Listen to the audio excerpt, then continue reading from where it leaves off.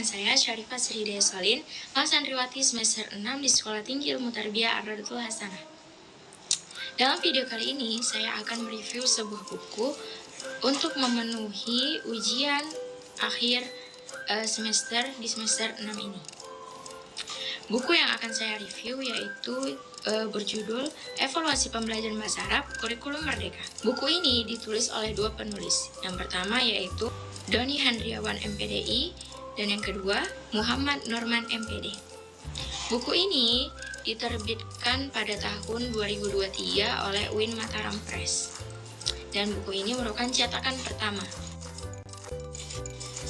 dengan jumlah halaman 261 halaman.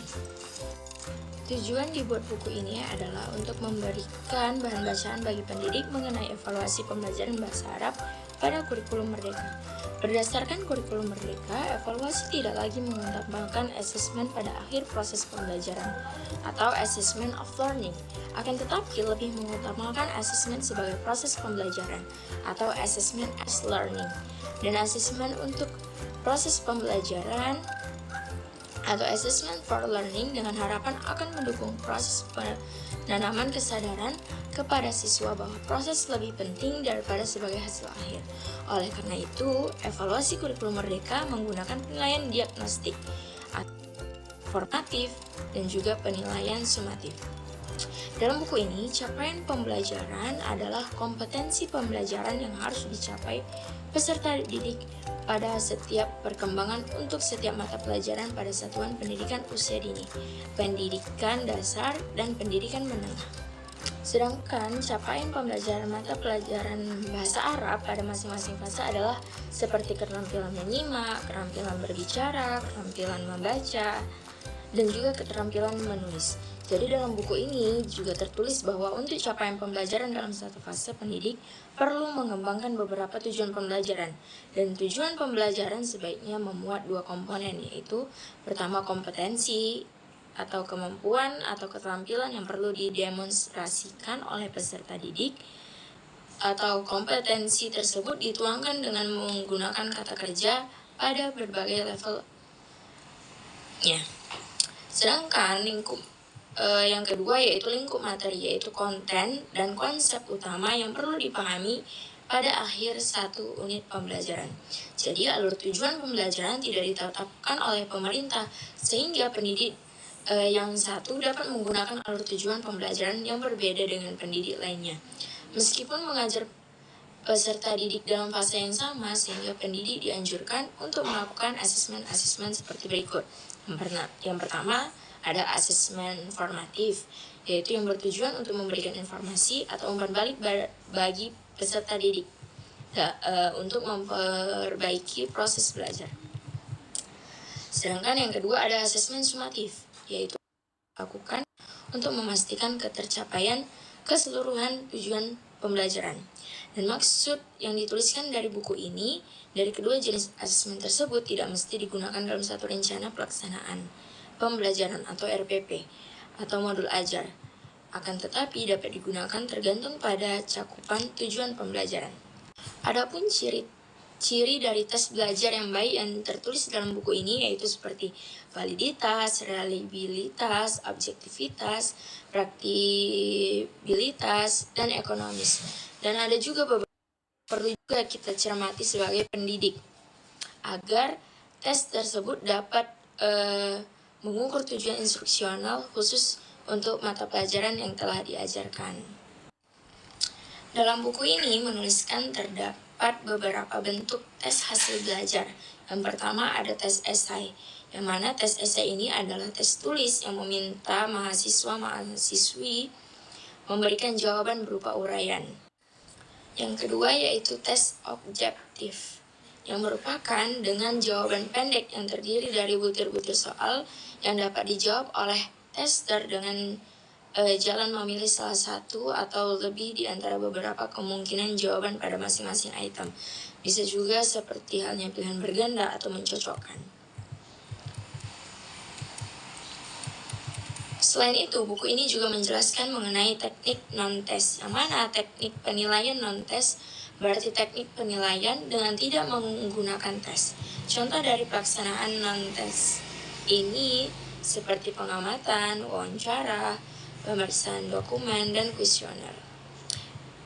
Dalam buku ini juga tertulis ada tes motivasi berprestasi, yaitu motivasi yang mendorong seorang anak berbuat lebih baik dari apa yang pernah diperbuat atau diraih sebelumnya, maupun yang dibuat atau diraih orang lain yang dapat diukur melalui usaha, menyelesaikan tugas, rasional, menyukai tantangan, menerima tanggung jawab, dan menyukai situasi pekerjaan dengan tanggung jawab pribadi. Itulah yang mungkin baru kita dengar, yaitu tes motivasi berprestasi.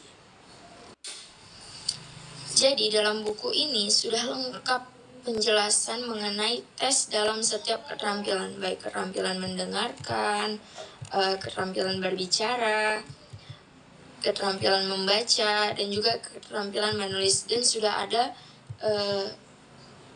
tertulis jelas dalam buku ini bagaimana contoh-contoh dari tes-tes tersebut dan juga macam-macam tes. Dalam pembicaraan evaluasi pada umumnya, orang banyak mengenal istilah valid. Kalau di prinsip dasar yang tertulis dalam buku ini ya, istilah valid itu untuk alat evaluasi atau instrumen evaluasi. Hingga saat ini, belum banyak buku yang menerapkan istilah valid untuk data. Dalam buku ini dicoba menjelaskan asal pengertian valid untuk instrumen dimulai dari pengertian valid untuk data. Sedangkan dalam teknik pengujian validitas tes, hasil belajar terdiri atas dua, yaitu pengujian secara rasional dan pengujian secara empirik. Perbedaannya yaitu pengujian validitas tes hasil belajar secara rasional merupakan sebuah tes di mana ketika dilakukan penganalisisan secara rasional, ternyata memiliki daya ketepatan dalam pengukuran. Sedangkan validitas rasional diperoleh atas dasar pemikiran yang kritis dan berpikir secara logis. Sedangkan validitas empiris memuat kata empiris yang artinya pengalaman. Jadi sebuah instrumen dapat dikatakan memiliki validitas empiris apabila sudah diuji dari pengalaman. Jadi keunggulan dari buku ini ya, dari keunggulan cover buku ini adalah pemilihan warna dan gambar yang simpel dan menarik perhatian, serta juga sesuainya gambar dengan maksud dari buku ini. Sedangkan kalau keunggulan dari isi buku ya, yang seperti sudah diringkas tadi, bahwa keunggulan yang pertama yaitu buku ini dijelaskan secara lengkap, secara detail mengenai pengertian, dan juga terdapat tabel-tabel untuk menjelaskan agar pembaca mudah memahami perbandingan dari tiap jenis atau data yang dimaksud dalam buku ini. Juga terdapat rumus-rumus bagaimana cara menentukan hasil-hasil tes atau menentukan validitas tes yang benar. Dan yang ketiga yaitu referensinya banyak, baik dari nasional maupun internasional, sehingga buku ini terasa valid dan dapat menjadi pedoman bagi pembaca. Untuk kelemahan buku ini, kalau cover, buku ini tidak ada kelemahan atau kesalahan dalam cover ini. Tapi dalam isi buku yaitu terdapat tulisan yang kurang rapi, terutama dalam tabel terdapat posisi penulisan yang salah, mungkin mulainya dari kanan kemudian dari kiri, sehingga pembaca sedikit tidak fokus. Kemudian yaitu referensi pada buku ini memang banyak, akan tetapi banyak mengambil referensi yang sudah lama, bahkan di bawah tahun 2000-an. Mungkin hanya ini yang dapat saya sampaikan mengenai review buku ini. Kurang atau lebihnya saya mohon maaf jika terdapat kesalahan. Wassalamualaikum.